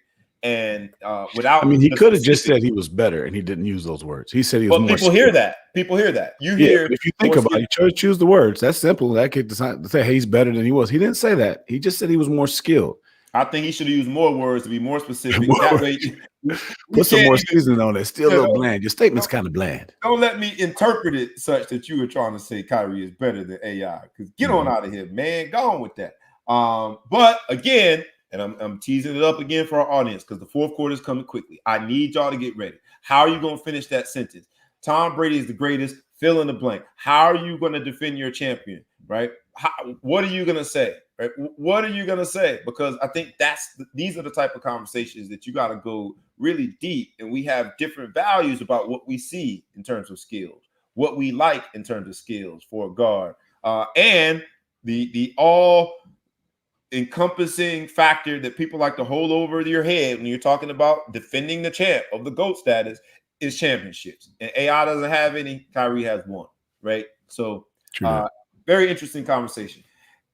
Also in the vein of old school versus new school, Ray Allen, my man Ray, who saved my Miami Heat with that shot against San Antonio. That Ray, Jesus Shuttlesworth himself, and he got game, says Steph Curry is not the greatest shooter of all time. And while he did not designate himself as the greatest shooter of all time, he said Reggie Miller was. Steph Curry is set to break Ray Allen's record probably next year of all-time three-pointers. What did you think about that? Is Ray Allen tripping? Should he go back to being Jesus Shuttlesworth after that craziness? Or does he have a point? Was Reggie a better shooter than Steph? Nah. Steph can shoot that thing, man. I mean, nobody was shooting from half court back then. This dude shoots from the tunnel before the game. He gets you about 3 from the tunnel. Steph's the best shooter ever came out this thing, man. I just gotta give it to Steph. I mean, pound for pound, he's gonna have. Miller was there. He was the most annoying shooter because he could just is that rubber body and stuff, and you could throw around and he could get some shots off and do whatever. But quit tripping, man. Steph can shoot that thing. So you going against Jesus on this one, boy? I gotta go against Jesus. Not the one I'm talking about. This one. Yeah, Mr. Shuttleworth is wrong. But I tell you this, and this is again. Please, audience members, get ready for this, because I really want to hear what y'all have to say. This is why you got to be very specific. I think Reggie Miller is the best clutch shooter of all time, because Reggie's going to make the three-pointer when you absolutely need it. But pound for pound, in its entirety, when it comes to 3-point shooting, you got to go Steph, right? But you Ray could have added a little bit to it. Reggie Miller's that's who you want to shoot your clutch 3-point shot, Reggie. Yeah. Depending on where you at. If you're at half court, I want Steph.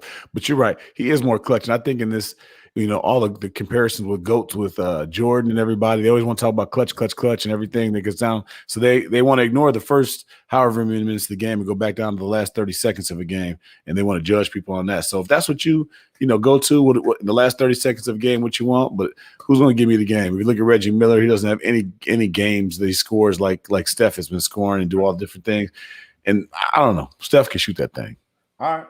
KG also had to weigh in on this old school versus new school, but KG, being an old school guy, took sort of what I thought was an unconventional stance. He says simply that guys from 20 years from ago could not last in today's NBA because they're bigger, stronger, faster.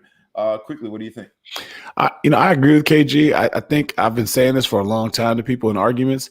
The NBA is different than it was now. Everyone wants to go back and say how physical it was then, but half the dudes in the NBA couldn't be on the court today. If you're a 7-footer, I mean, KG was a man before his time, right? Because he's a 7. He was the first guy that they described as 6'12", right? Because he was a 7-footer, but they want to say he's a skill guy and he could still move around.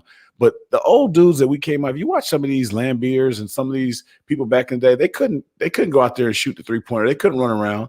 A lot of the reason why the scoring goes up is because they're spreading the floor, right? People drive to the lane. It would be blasphemous when we were growing up to drive to the lane and throw the ball out to the 3-point line on the wing, the worst shot in basketball for people to hit it. And it could be anybody out there. It could be a center. It could be a power forward. Anybody can shoot the ball. Back when we grew up, you had one or two shooters on the team, right? I mean, because you got to think, all these guys didn't grow up with the 3-point line. Now you got the Steph Curry's gotten these kids practicing from half court. So I think the skill set of the NBA is so much higher than it was than when we grew up that, people were copying Michael Jordan. Michael Jordan didn't have anybody to copy. He had to invent it. Now Right. People had him to copy and work on those moves when they were young. People couldn't have Steph Curry to copy. So I think the NBA's skill level is way higher than it was back then, and they are way more athletic. And if you're not, I mean, Joel Embiid, he's shooting threes. Unheard of back in our day. I disagree, man. I think that the guys that he's referring to as 20 years ago, they would have figured it out. They would have adjusted, because you're right. While they didn't play out on the perimeter, they were just so tough. They were just those scratchy, I'm going to figure it out type guys, no matter what the circumstances is. Guys like Charles Oakley, who athletically might have been inferior to, whomever you want to put in today's example of a power forward that would be playing out on the perimeter. But if you shoot that shot, you better be ready to brace yourself and be ready for his elbow, because he's gonna take your teeth out. Those guys just figured it out, and I just like to couple finger two. I mean, you're going out now. You got to get him out there. Got him out. I just think Kevin Garnett wants to be the last of the bad guys, but which is why he keeps on making certain comments. But I always struggle with that. That era versus this era, because basketball players, when they get to that level, they figure it out. But I take your point. There is a lot more range when it comes to these basketball players these days, 1 through 5. Last topic before we get on these fans, before our audience, before our Ball Hawk Sports Talk community, our family weighs in on defending their champ. Who is the GOAT? Finishing the sentence. Tom Brady is the greatest, blank, fill in that blank. Before they do that in the fourth quarter, we end with this. Jerry Rice says Tom Brady is the GOAT. What do you say? Jerry Rice, who played with Joe Montana, said that Tom Brady is the GOAT. What do you say? I gotta go, Charles Barkley. That's terrible. That's terrible. Come on, Jerry. You got a chance, right? First of all, I like to argue that Montana's the best. How can I say that now if Jerry Rice doesn't say that? Right. You got to stand with your guy. When it gets close, you got to stand with the guy that helped you get to where you're at. If you think that, you keep it to yourself. You don't give Tom Brady the GOAT status over your man's. Not the guy, the other person. Now the conversation is over. None of us can say that Montana's the best if his receiver says he wasn't the best. Montana should send a horse head, put it in his bed or something like that, man. You're going to turn on me like that. You're going to put a horse head in the man's bed? Something, man. That's terrible. Jerry Rice has always been questionable. This one is the most questionable. But it helps us get to the fourth quarter. Tom Brady is the GOAT. And I know you're going to be checking it out. I might bring everybody back on the very end. Feel free to weigh in. You chime in as an audience member too. Tom Brady is the GOAT. We start there in the fourth quarter as we pivot, and now we're going to have a conversation with the audience. That was the third quarter. The Sports Freestyle Hot 16, my man Big Flo from the Big Flo Show family was in the building. Now we got to get to you guys. This is simply, I ain't got no design for this part of the show. I don't have a script for this part of the show. I'm going to start with Tom Brady is the GOAT. All right, as an idea. I'm going to take a step back, and I'm going to ask you to finish this sentence. The fourth quarter, we holding up the fours. We coming home on the Ball Hog Sports Talk. We holding up the fours, and I want to know how you would finish that sentence. Tom Brady is the greatest, fill in the blank. Tom Brady is the greatest, fill in the blank. When I've had this conversation throughout the week, I struggle with how people fill in the blank. Tom Brady is the greatest of all times with no qualifier doesn't work for me. But I want you to defend your champ if you believe that. I tried to qualify and say Tom Brady is the greatest winner of all times. And even that I struggle with because when I start thinking of other sports, and you got to think of Bill Russell. Tom Brady is the greatest quarterback of all times. That's one that people have used, and that it's going to be tough to argue that. But I think Jerry Rice should have argued that Joe Montana was because he was undefeated in the Super Bowl. And undefeated matters. If we're saying your propensity to win, if we're saying that being on the stage and coming home with the Lombardi matters, then how is he the greatest quarterback of all time? I would argue that the first two Super Bowls that Tom Brady took home, he was riding the coattails of a very good defense and a well-rounded team. I would argue that there are 2 Super Bowl rings that Tom Brady has that he should share with the opposing coach, Pete Carroll and Dan Quinn. That's what I would argue. But I want you to defend the champ. If he's the GOAT, tell me what it is. Adam Vinatieri, I saw Adam Vinatieri when I missed that one. Sorry, but I'm assuming it's the best scorer. Adam Vinatieri played forever and kicked a lot of field goals. I see Tom Brady has never won a championship without a top 10 defense. Shout out to the QBs who won a championship without a top 10 defense. That's pretty interesting right there. I imagine Kurt Warner would be one of them with the greatest show on turf. You can't argue with 7 out of 10 Super Bowls, nor would I. I just think that if I am finishing that sentence, Tom Brady is the greatest blank, how does 7 out of 10 Super Bowls help me finish that sentence? Tom Brady is the greatest blank. What is it? Because I've heard other names being mentioned now. And that's the part where if I've got to finish the sentence, Tom Brady is the greatest blank, and I start hearing things, Tom Brady is the greatest athlete ever, and I start thinking of Bo Jackson, Jackie Joyner-Kersee, Flojo, Usain Bolt, Deion Sanders, Mike Tyson. There's so many other athletes in there that I can't go with he's the greatest athlete of all time. It's tough to say that across sports. So I want y'all to help me in this Defending Champs episode. Defend the champ. If he's the champ of the greatest of all time award, defend it. Let me know why.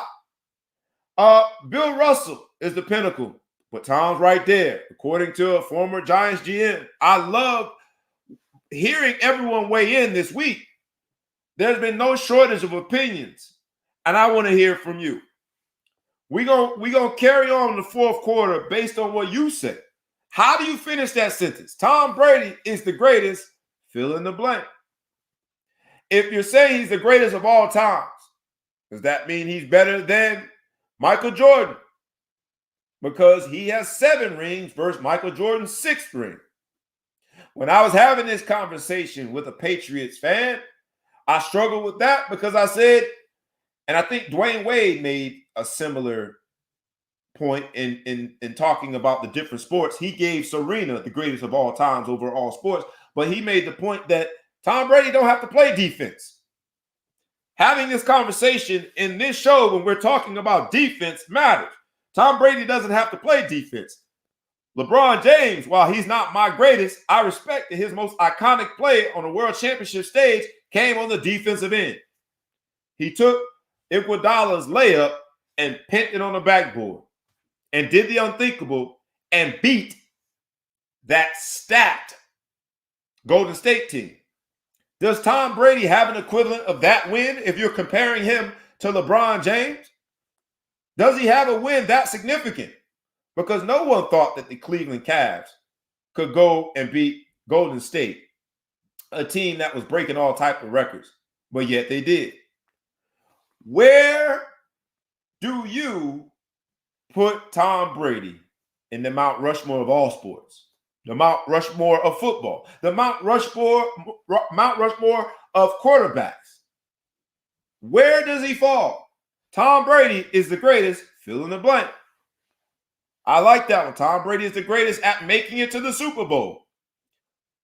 But at making it to the Super Bowl, I've also heard this week that Tom Brady is the greatest cheater of all time because he was able to cheat his way into some of those Super Bowls. I'm not defending it. I'm repeating it. I need you to defend it. Tom Brady is the greatest, fill in the blank. Because we've talked about it all week. We've heard all of these pundits speak to us. Now let's talk to one another. Tom Brady is the greatest, fill in the blank. What do you say?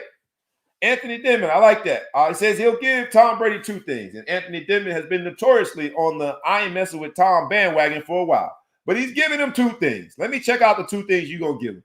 He has kept his body up, probably cheating with PEDs. And he likes to kiss his boys in the mouth. Oh, well, his wife looks like a boy, too. Oh, no. I gave you credit too soon. You went Pettyville on that one, AD, and I love it. Tom Brady is the greatest, fill in the blank. What is he? Because all week, it has now triggered these conversations that have included Michael Jordan, included LeBron James, included Joe Montana, included Serena Williams, included I like Carl Lewis when we think about the greatest of all time, when we think of an athlete and his dominance over such a long period of time.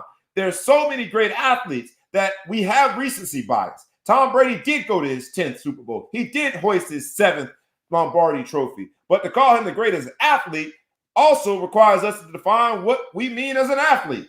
Tom Brady is a great quarterback. But you better believe I would not consider him a great athlete. That's just my opinion. When I think of athlete, I think of speed. I think of changing direction. I think of strength. I think of all of these things that Tom Brady, respectfully, just doesn't really have. Rob Parker said Tom Brady continues to be the luckiest quarterback of all time. The luckiest quarterback of all time? He said he's not the greatest quarterback of all time. He's the most accomplished, but he ain't the greatest. And people who are defending their champ, defending their position, defending these different conversations prompted by Tom Brady gives us the food for thought for this week. And I bring it home to you. Tom Brady is the greatest, fill in the blank. 2 more minutes, man. We down to the 2-minute warning, and then we're going to get out of here for the day. I want you to give me your best answer to fill in that blank. We all remember the school days when we had to fill in the blank. What you say after that blank matters. Tom Brady is the greatest. What? What would you say? All right, y'all. We about to get on out of here. Before we get on out of here, go ahead and let's bring the whole crew back. Let's bring in the whole traffic court crew. Let's bring in superhero DJ John Quick. Let's bring in Miss Majestic Maya. Let's bring in Big Flo from the Big Flo Show. You guys all have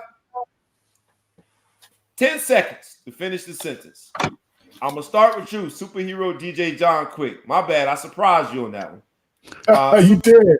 My bad. But it was too good to leave you back there. And since I put the audience on blast and put them on the hot seat, put them on the spot, how dare I not put the crew on the spot? Superhero DJ John Quick, when you hear that incomplete sentence, Tom Brady is the greatest, fill in the blank, how would you feel in that blank? He's the greatest leader in football right now. Yeah. I like that. Respectable. Yeah. Respectable. Miss Majestic Maya, Tom Brady is the greatest. Fill in the blank, and just let me know if I got a duck, if I need to hide with how you gonna finish this sentence. Just let Tom Brady don't hurt him. is the greatest. Fill in the blank. He is the great. Tom Brady is the epitome of what white men want to be, but what they truly are. They're accomplished, but they don't put in the work. So I would say Tom Brady is the greatest. Cheater. Beneficiary. Yes. Yeah, Yeah. All right. Yep. Last but certainly not least, Big Flo from the Big Flo Show. No pressure whatsoever. But I need to know how you would finish this sentence. Tom Brady, I said, Anthony Diminer trip. Tom Brady is the greatest Trump fan. I need to know. The most famous for sure. I like that one. Tonya says Tom Brady is the greatest Super Bowl mentor. I like that one. I gotta know what you say. Big Flo from the Big Flo Show. Tom Brady is the greatest. Fill in the blank. He's the greatest football ingredient of all time. So why I say that is he came cheap, 6th round. He didn't make up. He gave money back to the organization for his contract, so he stayed cheap that way. If you want to cheat, he'll cheat with you. If you want to come out there and you need some luck, he's got the greatest luck. So he's the greatest football ingredient of all time when you're trying to get to the championship. Don't have to pay a lot for him. He'll do it. He'll get dirty if you had to get dirty, and then he got more luck than Lucky Charms. All right, I'm gonna finish it with. I love that one. Football ingredient. I'm gonna finish it with this. I would say Tom Brady is the greatest. I'm sorry, I'm looking at Anthony Dimmon's comments. Oh yeah, he is funny. He called him hermaphrodite. He's tripping. Anthony Dimon is upset over there. He does not like the topic Tom Brady. And everyone who is a Tom Brady detractor, a Tom Brady hater, if you are provoked by hearing Tom Brady talk, you've had a rough week. Your emotions have been on a roller coaster because that's all that's being discussed. And we're going to put it to rest here. Well, we'll probably not. We'll talk about it again at some point. But I would say Tom Brady is the greatest former Michigan player that I can stomach. I don't like that many Michigan dudes. And, at the same time, how do I not respect the dude? And with all that he's done, Tom Brady is the greatest Michigan Wolverine that I can stomach. How about that? That's pretty fair. Look, y'all. Jalen Rose? No Jalen Rose? Come on. Jalen Rose? Come on, bro. Jalen's dope. Jalen is dope, but Brady better than Jalen Rose, though. Jalen is. I think Jalen. He's the blackest thing on TV right now. I love Jalen. I love Jalen. I love Jalen, and he's morphed into that. I have issues still with Jalen and Chris Webber. I just feel like at some point, like if we brothers, we brothers. But I agree with you. Jalen is a likable character. He has evolved several times. He's reinvented himself. So shout out to Jalen. And Lord knows that that's what we're trying to build, a following like Jalen has. So I'm not going to take anything from him. But yeah, man. They started right here. Podcast. Started right here. But can I just say something really quickly? I don't know how you're going to be the greatest of anything if you're not undefeated in the arena. Stop with the No. Let me finish because first undefeated and 2 asterisks, at least 2 asterisks. He got 2 asterisks. Let's do the math here. So if you take 2 off, we'll give him 5. But how you get there is how you finish. She got to the first Super Bowl by a tuck rule. People hear tuck rule, they think of Justin Tuck. Like, is that a rule? Like, was that applied to him? They don't know. All I'm saying is this. Tom Brady would not have those. Shout out to Adam Vinatieri, okay? And shout out to that defense. He is not undefeated in the Super Bowls. You are not the greatest of anything. Joe Montana went to the Super Bowl 4 times, won 4 times, and was completely dominant. And Tom Brady, he wouldn't be playing in the 1980s. Right now, he would have got his ass twisted because the rules were much more beneficial nowadays to the quarterbacks in the 80s and the 90s. Very fair. Sorry. You look at him, you get the penalty. Joe Montana used to get rocked. What you talking about? 10 times as huge. That argument dismissed LeBron. Very fair. But that's actually true. That's fair. I hear exactly what you're saying. No. But here's my challenge. That's my challenge with football too. Is that I don't know. For me, going 6 for 6 in basketball, it's just a little because you don't get to take plays off. There is no different phases of the game. There's not defense and special teams that all impact the situation. You can't. There's nowhere to run. There's nowhere to hide. You're on offense. You're on defense. So you sound like Thanos. But at the same time, man, you gotta respect Tom Brady. Look, Tom Brady inspired this particular episode, defending champs. For those of you who defend him as the GOAT, as the champion of your GOAT status, of your GOAT title, keep on defending them. Just remember, as loyalists, as I said in Senate Court, let's just add some balance. Let's take a step away from it because sometimes we are so blindly loyal that it makes us look stupid. You Tom Brady fans, enjoy your loyalism. But don't let it get to stupidity over the weeks. Don't call that man the greatest athlete of all time. That's blasphemy in its purest form. Yeah, have you seen that man with his shirt off? Yeah, he looked like somebody. He definitely got dad bod, not in a good way. Yeah. All right, you can't be the greatest athlete running a 6'8" 40. Yeah. Superhero DJ John Quick, you can close us out with some music, man. Whatever you got, let's go home. I'm not hooked in for that. I'm not hooked in. All right, so I guess I'm a beatbox. Boom. We gonna close out this week, y'all. Just how we started, basically talking about defending champs. This conversation about the GOAT, while it's a great conversation with barbershops, great conversation at work at the water cooler, it's one that will not have a definitive answer, and that's the point of GOAT talk. Different flavors, different strokes for different folks, whatever it is. Everyone comes with their own subjective appreciation for a particular sport, their own subjective appreciation for a particular athlete or athleticism, their own particular appreciation for what championships mean, and the probability or the percentage of championships in the attempts that each one of these players have. So that subjectivity remains, and it will always remain.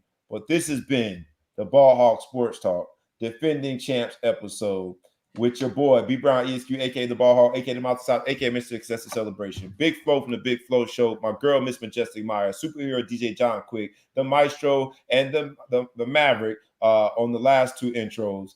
We out, y'all. Catch us next week like we ask you every week. Please like, please comment, please share. Please continue to tag your friends, tag a foe, tag anybody you know, and please continue to comment. Let me know how you would finish that sentence. Tom Brady is the greatest, fill in the blank. Let me know who are you defending? What champ? Who is your greatest of all time? And tell us why, because the show lives on through your comments. That is it. Catch us next week, next Friday. Again, please like, please comment, please share. It's the Ball Hawk Sports Talk, and we is out. Peace. Peace.